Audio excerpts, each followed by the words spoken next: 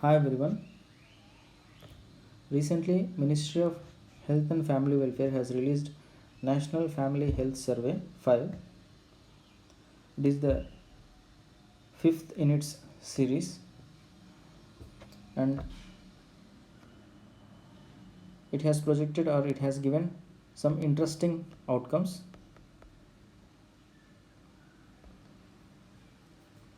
So in this video, we will see what is actually National Family Health Survey 5 and what can we observe from the outcomes of this National Family Health Survey and what it tells about the health profile, basically health conditions. Health profile means health conditions or health status of the population as a whole of India. And we will also deal with the what are the types of malnutritions and what are the reasons for the prevalence of malnutrition condition in India and what are the government interventions. And one more thing I want to tell you is that this National Health Family Survey is important for as far as UPSC and APPSC Group 1 is concerned. APPSC Group 1 is concerned. This National Family Health Survey, you can connect it to your syllabus especially in the economy, that is to inclusive growth. So therefore, we will move to the next slide. So in January 2012, the then Prime Minister Mr. Manmohan Singh has said that high child malnutrition level is a national shame. So by this statement, we can understand what is the significance or what is the depth of the problem of malnutrition in India.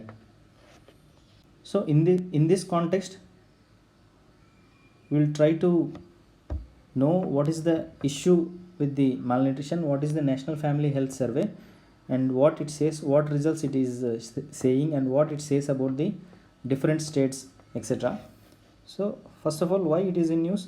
You can say that Ministry of Health and Family Welfare has released this fifth series, so that's why it is in news. And what it is saying is that there is an overall improvement in the maternal mortality rate and infant mortality rate in the country as a whole, and there is an improvement in child nutrition and child mortality rates in the country as a whole. Similarly, however, there are several states which had shown declining trends as far as child nutrition is concerned. So this is the broad trends which we can understand from the fifth series of National Health Family Survey.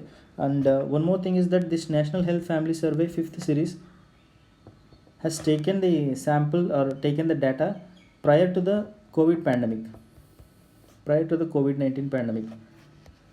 And there is every chance that after COVID-19 and its induced economic lockdown, the figures or the stats of this child mortality or improvement in maternal health and child health might show a significant declining trends. So for that data we have to still wait, and then we will move to the malnutrition. So basically, what are the types of malnutrition? Malnutrition types you can broadly divide into three types. First one is undernutrition, and the second one is micronutrient deficiency, and third one is overweight, obesity, and diet related non-communicable diseases.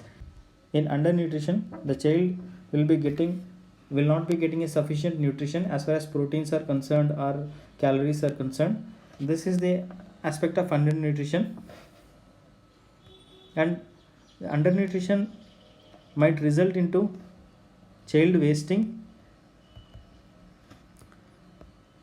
child stunting, etc.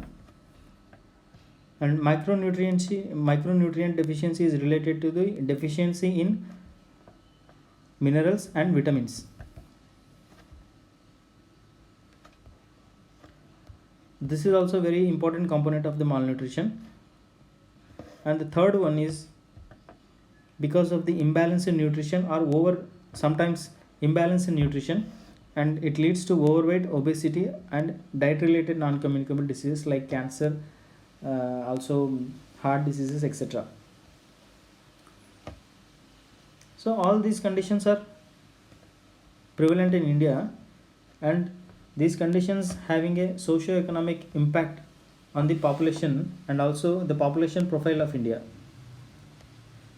So next we will move to the areas of coverage of the health profile by the National Family Health Survey 5th series. This National Family Health Survey 5th series covers family planning area or family planning issues, reproductive health related issues, child health related issues like child stunting, child wasting, and infant mortality rate, maternal mortality, infant mortality rate, neonatal mortality rate, etc. And it also deals with the anemia, etc. So it is in a way a comprehensive analysis of the uh, health profile of the country. And one more thing is that it nearly takes into account 132 or 130 indicators as far as health profile is concerned. What does the data of the National Family Health Survey speaks about, and what are the results, and what does we can make out with the data which is released by the National Health Family Survey? One way is that several states across the country have reversed course and recorded worsening levels of child malnutrition despite improvements in sanitation and better access to fuel and drinking water. So it is showing that in some states, there is a reversal of levels of child malnutrition. For example, Telangana, even Kerala has shown a reversing trends as far as some of the indicators of child malnutrition are concerned. This is a worrying situation, and also several states have either witnessed meager improvements or sustained reversals on four key metrics of malnutrition parameters. These four key metrics of malnutrition parameters are related to under 5 years of age. For example, child wasting, child stunting, share of children underweight, and child mortality rate. These are the four key metrics. So this is in a way a worrying trend. So what is the significance of this data?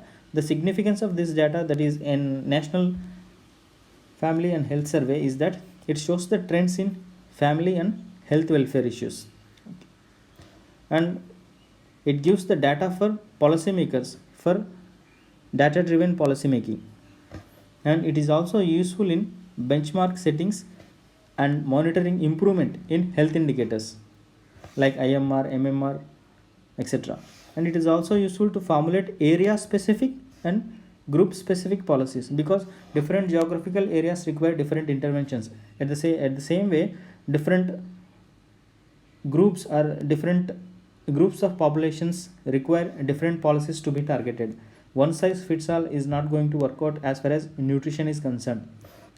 And another important point is that it will help to track the progress of sustainable development goals, especially sustainable development goal 3. So now we will come to the aspect of what are the reasons for malnutrition. So basically the reasons for the malnutrition, you can say, is that mother's health, social inequality, sanitation, lack of diversified food, lack of food security, failure of government approaches, and poverty. These are basically the reasons for the existence of or prevalence of malnutrition. For example, if mother is not healthy at the time of conceiving or at the stage of pregnancy, then it will show effect on children. And social inequality, because of social inequality, there will be a discrimination in accessing better food and better nutrition of children and lactating mothers or pregnant women. And sanitation, lack of sanitation might lead to the prevalence of diseases, and this might cause increase in infant mortality rate, neonatal mortality rate, etc. And lack of diversified food might lead to imbalanced diet, and this might lead to undernutrition, overweight, obesity, etc. The other things like lack of food security, failure of government approaches, poverty will also lead to malnutrition. So next What are the government interventions? Before that, the Economic Survey 2019 and 1920 has said that food is not just an end in itself but also an essential ingredient in the growth of human capital and therefore important for national wealth creation. So therefore, food security and nutritional security are important aspects in the growth of human capital and also for the national wealth creation. So there is a clear connection between the human growth of human capital and national wealth creation to the nutritional security and food security and reduced malnutrition levels in the country. So what are the important government interventions? Poshan Abhiyan, that is National Nutrition Mission, which was a comprehensive scheme and it was launched by government on March 8, 2018. This is an umbrella scheme, and other scheme is midday meal scheme and integrated child development scheme and Pradhan Mantri Matru Vandana Yojana or etc. are the some interventions, government interventions to improve the nutritional status and reduce the child mortality and maternal mortality rates. Now, what is the situation of Andhra Pradesh in these indicators? We will see some of the indicators in Andhra Pradesh and we will assess what is the Andhra Pradesh situation in terms of these indicators, whether there is an improvement or reduction in the health indicators. First, we will see sex ratio of the total population, that is females, number of females per 1000 males. From National Family Health Survey 4, that is 2015-16 to National Family Health Survey 5, there is an improvement in sex ratio from 1021 to 1045. And similarly, sex ratio at birth for children born in last 5 years, that is females per 1000 males in the 5-year period is, it was in NFHS 4 it was 914, it was improved to 934. And so as far as sex ratios are concerned, there was a significant improvement in Andhra Pradesh. And then we will see infant and child mortality rates.